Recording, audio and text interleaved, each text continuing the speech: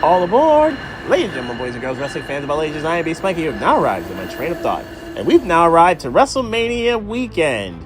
I was at WrestleMania 40 Night 2 last year, and it was amazing. It was everything I had hoped for in a WrestleMania. The action, the drama, and getting the WrestleMania Endgame was special. And it's a bucket list item that I was glad to cross off, and I hope that anyone and everyone can cross that off this weekend and going forward, for that matter. But now we have to turn the page, and we turn the page to WrestleMania 41, and some of you have already seen the stage. It is an S-tier stage. That is incredible. But this card, at least for tonight, and for that matter tomorrow, also pretty stacked. Let's talk about WrestleMania Saturday. And I'm going to lead this off with the first women's match at WrestleMania without a championship at stake since, I want to say, 2006 with Tori Wilson and Candice Michelle. Obviously, that was done under entirely different circumstances because that was like an evening gown, like a bed match or something of that nature. But this is straight up one-on-one. Jade and Naomi. We all wondered about the whodunit for months, whether it was Jade, whether it was Naomi, whether it was Bianca. Who attacked Jade is the question I'm obviously saying. And obviously it came out to be solely Naomi. And Naomi with this heel character is something I'm very interested in so far. It's a darker side of Naomi that we just have not seen. I kind of hope the entrance music changes because the whole glow stuff doesn't really fit this bad girl persona Naomi's got going on, but I do like what I'm seeing so far. Now, I guess this is a matter of, when it comes to Jade and Naomi, which wins out? The brute force and strength of Jade, or the athleticism and wrestling technical skill of Naomi? This feels like if Naomi wins, it's huge for her. And it's her biggest win since, I'd say, WrestleMania 33, when she won the SmackDown Women's title in her hometown. But for Jade, it feels like, okay, we can continue this and let this run get even deeper and go even further for her this year. I think both women are going to have big 2025s. But ultimately, I think Jade will win the match, and Jade gets her ultimate revenge on Naomi. For Naomi, I don't think this will hurt her too badly. I do think Naomi, it's on the board. She becomes a champion before this year's up. Now to the New Day versus the War Raiders for the WWE, the World Tag Team Championships. The New Day haven't been champions in years, and it's amazing to think that, but it's the truth. They haven't been champions in a long, long time. And now you're dealing with maybe the most intimidating team on the Raw roster, and maybe in all of WWE, in the War Raiders, who have crushed all challenges before them, and it's honestly really hard to picture them losing at many different points without shenanigans. But with the New Day, they're willing to pull off shenanigans, and pretty much anything that they have to do to get this done. I honestly do love this New Day turn. I like what I'm seeing from Xavier and Kofi, and the energy that they're bringing to the table.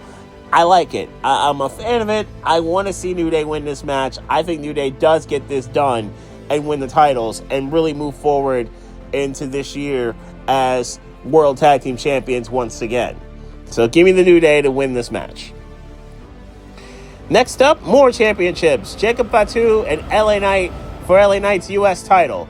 LA Knight's second reign as champion. He's had a really good year since last WrestleMania, beating AJ Styles and then rolling through this year, beating Logan Paul at SummerSlam, and then obviously having a decent first, actually a very good first U.S. championship reign, turning back the challenges of Carmelo Hayes and Andrade, for example. Santos Escobar, I think, jumped in at one point, and he was really, really good in that first run.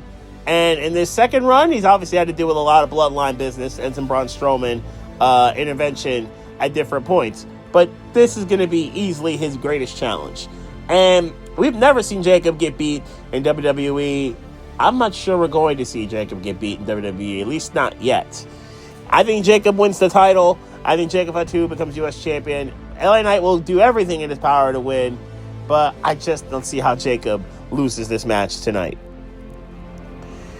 Rey Mysterio versus El Grande Americano. By the way, this Gulf of America thing is absolutely ridiculous. It is crazy, crazy wild. Anyway, Rey Mysterio has shown himself to be the greatest luchador of all time, the greatest match man of all time. He has obviously earned those accolades and the Hall of Fame induction 2 years ago, and he's still rolling. But what's really interesting about El Grande Americano, whether it is Chad Gable or not, he's been putting on some bangers, and I think it's going to be another really, really good match. Now, the luchador contingent in WWE, I do want to see how they will factor into this. Will Rey Fenix get in on this? Will the LWL, i.e. Dragon Lee, get in on this to kind of neutralize the threat of American Made, aka the Creed brothers? And how will that work itself out? And for some reason it's not Gable? How does that work itself out? That's a questions I need to see. I think El Grande Americano wins, but I do think he will get exposed as Chad Gable or whomever it may be. But I do think El Grande Americano will be Rey Mysterio tonight. I didn't think we'd get this personal between Charlotte and Tiffany. I didn't think we'd get to Charlotte kind of daughtering Tiffany and then Tiffany coming back to ether Charlotte with that divorce thing. That was crazy. A crazy bar by Tiffany Stratton. And the fact that nobody believes that Ludwig Kaiser was in her DMs, in Charlotte's DMs, is actually hilarious. Salute to Ludwig Kaiser. Peace to him. Anyway, a showdown between the past / present and the present / future. Say that 5 times fast. Charlotte and Tiffany Stratton. I think it's going to be, when the bell rings, really, really good. And when the bell rings, incredibly entertaining. Charlotte obviously being the first 2-time Royal Rumble winner and first ballot Hall of Famer to be unquestionably will be Charlotte Flair. For Tiffany, she's just getting started. 25 years old and already cooking.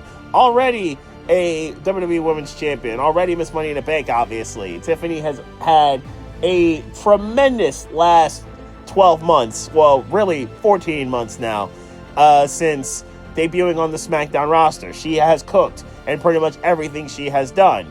And this is unquestionably easily the biggest match of Tiffany's career. And I guess the question will be, how nervous will she be? I kind of expect her to be somewhat nervous and to be somewhat starstruck and awestruck by the lights and by the presentation that's coming. But I think this is a match that Tiffany has to win.